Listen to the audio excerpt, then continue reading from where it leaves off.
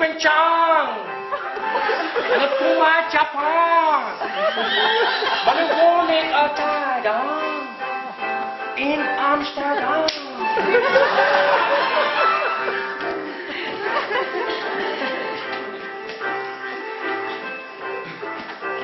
Weet jij wat het is? Wat ik het meeste mis? Japan!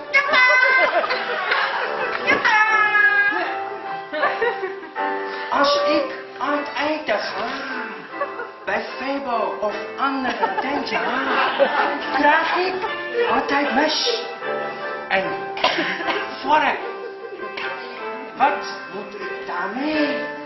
Heb ik niet geleerd, oh nee. Want wij eten altijd met stokjes.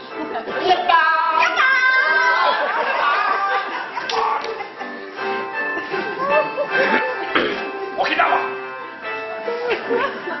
En als ik dan eens wil, die Hollandse kost zoveel, bestel ik grote bord met stappers. Want dat kennen wij in Japan niet. Stappers!